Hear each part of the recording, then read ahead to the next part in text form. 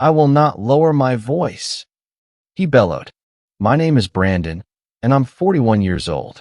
My work has me on the road about 100 days a year, negotiating supply chain contracts for a major manufacturing firm. I've seen the inside of more hotels than I can count, and I've learned one thing. Patience isn't just a virtue, it's a survival tool. Especially on a scorching August afternoon in Kansas City, when the air outside is thick enough to swim through and the lobby of the Hyatt Regency feels like the last oasis on Earth.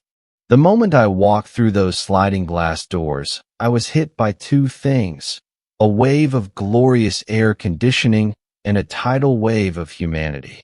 The lobby was teeming with kids, all wearing bright green t-shirts and buzzing with an energy that only teenagers can muster. It turned out a massive 4-H convention was checking in. Hundreds of them. The line snaked from the front desk, past the elevators, and nearly back to the entrance. For many of these kids, you could just tell this was their first time in a big city hotel, their eyes wide with excitement. It was a chaotic, but honestly, a pretty wholesome scene. I found the end of the line, dropped my briefcase, and settled in. This was a perfect time to decompress, to scroll through my phone, and to simply not worry about how long it was taking. After about 15 minutes of inching forward, listening to the excited chatter about prize-winning livestock and upcoming square dances, I was finally next. The promised land. The desk agent, a young woman named Chloe with a name tag that looked too big for her uniform, gave me a weary but genuine smile. She looked like she'd been handling this youthful stampede with grace all day. I was pulling out my driver's license when a shadow fell over me. That's when he appeared. It wasn't just a person cutting in line, it was an event. A man who looked like he was carved from arrogance, flanked by a nervous-looking entourage of 3 younger men in ill-fitting suits. He was probably in his late 50s, with a suit so expensive it screamed, a gaudy watch that could probably pay for a year of my mortgage, and hair slicked back with a severity that suggested he wrestled it into submission each morning. He didn't walk, he strode, parting the sea of 4-H kids like a bulldozer. He planted himself directly at the counter, completely ignoring me, and slapped a platinum credit card down with a sharp clack. "Preston Vance," he boomed, his voice echoing slightly in the bustling lobby. "Penthouse suite." Checking in, the young desk agent, Chloe, was completely flustered. Her professional smile faltered as she looked from his imperious face to me, standing right there. Her eyes were wide with a silent, horrified apology. I've seen that look before on young service industry workers confronted by a creature from the corporate swamp. I gave her a small, almost imperceptible shrug, trying to convey, "Don't worry about it. I'm not in a rush." She saw it, and her shoulders relaxed a fraction of an inch as she mouthed a silent, "Thank you."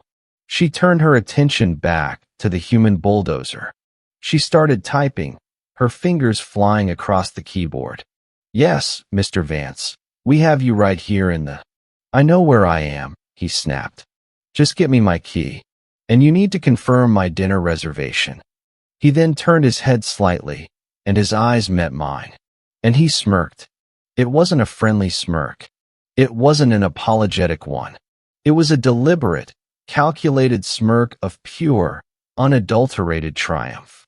It was the smirk of a man who believed the world was divided into 2 groups, people like him and obstacles. And I was an obstacle he had just effortlessly conquered. It was a gesture that said, "I see you. I know I cut in front of you. And I want you to know that I am more important than you.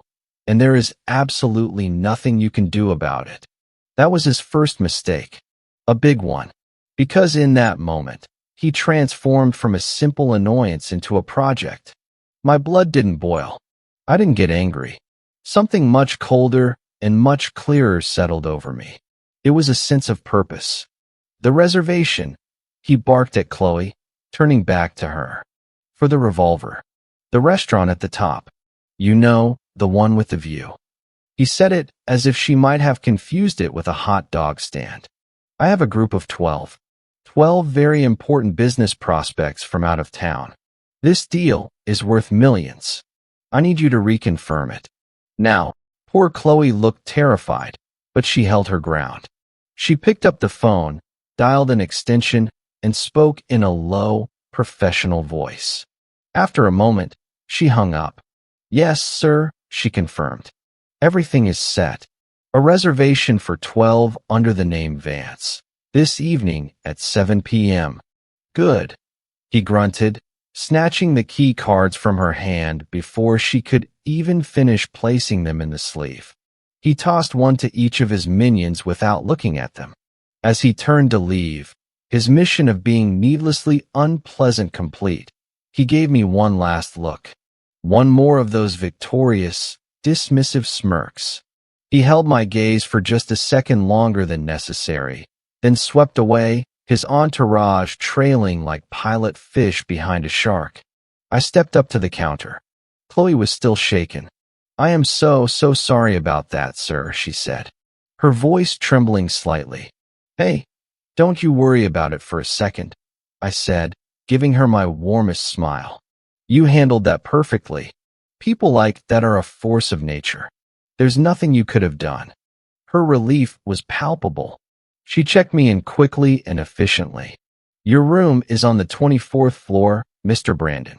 I hope you have a much better evening. Oh, I said, taking my key card. I have a feeling it's about to get a lot more interesting. I went up to my room, a nice corner suite with a decent view of the city. I unpacked my garment bag, hanging up my shirt and slacks for my own meetings the next day. I took a long, cool shower, washing away the grime of the travel day.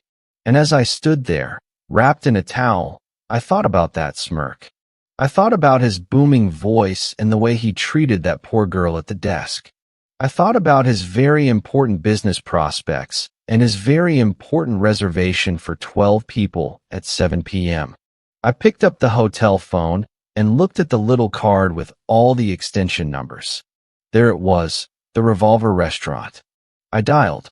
A polite voice answered on the other end. Revolver, this is Julian speaking. I took a breath and modulated my voice, making it smooth and professional. Hello, Julian, I said calmly.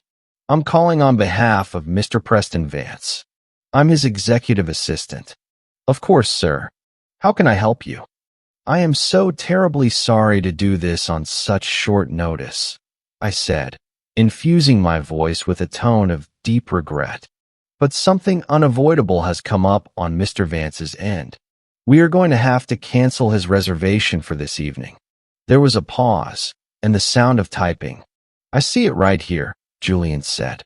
A table for 12 at 7 p.m.? That's the one, I confirmed. It's a huge disappointment.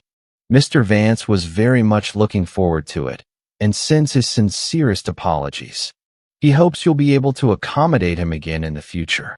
By being overly polite, I was making the cancellation seem completely legitimate and irreversible. I understand completely, sir, Julian said, his voice full of sympathy for my fictional boss. These things happen. I'll go ahead and cancel that for you now. Please send Mr. Vance our regards. Thank you, Julian. You've been a great help. I hung up the phone. A slow smile spread across my face. The trap was set. Now, I just had to watch the show. Just before 7 p.m., I took the elevator up to the top floor. The Revolver was as fancy as advertised. It was a rotating restaurant, offering a stunning panoramic view of the Kansas City skyline. The decor was elegant, the lighting was low, and the quiet clinking of cutlery and glasses created an atmosphere of exclusive calm. I found a comfortable armchair in the waiting lounge, near the hostess stand but slightly out of the way, and picked up a complimentary magazine. I was perfectly positioned to observe. At 7:05, they arrived. Preston Vance led the charge, his chest puffed out, playing the role of the magnanimous host for his 9 business contacts. The other 3 from his entourage were there too, making the full party of 13, not 12. Classic. His guests looked impressed, gazing around at the opulent surroundings. Preston strode up to the hostess stand. "Reservation for Vance," he announced, not so much speaking as decreeing. "Party of 12. The hostess, a poised woman in a black dress, typed at her computer. She frowned. She typed again. "I'm sorry, sir. What was the name again?" "Vance," he said, his voice laced with impatience. "Preston Vance. For 12. At 7. Sir, I'm very sorry, but I don't seem to have a reservation under that name." Preston's face began to cloud over. "That's impossible. I had my assistant book it weeks ago, and I had the girl at the front desk reconfirm it just this afternoon." "Check again." "I have, sir," the hostess said, her professional calm holding firm. "I do see a note here that a reservation for 12 under that name was canceled by your assistant at approximately 4:30 p.m. today." The effect was instantaneous. Preston's face went from confused to crimson in a heartbeat. It was like watching a volcano prepare to erupt. "Canceled? What assistant? I don't have an assistant with me." "That's absurd," he roared. His voice, which had boomed in the lobby, was now a cannon shot in the serene restaurant. Diners at nearby tables stopped talking and turned to stare. His business prospects began to look deeply, deeply uncomfortable. "Sir, if you could please lower your voice," the hostess said, her composure finally starting to crack. "I will not lower my voice," he bellowed. "This is the most incompetent, poorly run establishment I have ever seen. I have nine of my most important clients here. Do you have any idea who I am?" His guests were actively shrinking away from him now. One of them, a distinguished-looking older gentleman, put a hand on Preston's arm. "Preston, let's just calm down. Perhaps we can go somewhere else." Preston shook the hand off. "No, I was promised this table. Someone is going to pay for this." He was turning on the staff, the hostess, a passing busboy, anyone in his line of sight. His carefully constructed image of a powerful, in-control executive had completely shattered, revealing the screaming, entitled toddler underneath. His clients were horrified. Their faces were a mixture of embarrassment and disgust. I had no doubt in that moment that any business deal he was hoping to close that night had just evaporated in a cloud of his own spittle and rage. And then it happened. In the midst of his tirade, his wild, darting eyes caught sight of me out of the corner of his vision. He froze mid-rant, his mouth hanging open. I didn't move a muscle. I just lowered the magazine I was pretending to read and met his gaze. I let my face remain perfectly neutral as I stood up, turned, and walked calmly toward the elevators. I could feel his eyes burning into the back of my head. I pushed the down button. The bell dinged, and the doors slid open. I stepped inside and turned to face him one last time. He was still standing there, utterly dumbfounded, the pieces clicking into place behind his furious eyes. As the elevator doors began to slide shut, sealing me in my own private capsule of victory, I gave him my very best smirk. And then I was gone. To this day, years later, that memory brings an instant smile to my face. It was a simple act, a single phone call, but it was a perfect, symmetrical response to a moment of needless arrogance. It cost me nothing, but for him, it cost him his dignity, his composure, and, I'd be willing to bet, a multi-million-dollar deal. And I know, with absolute certainty, that he will never forget the face of the man from the check-in line.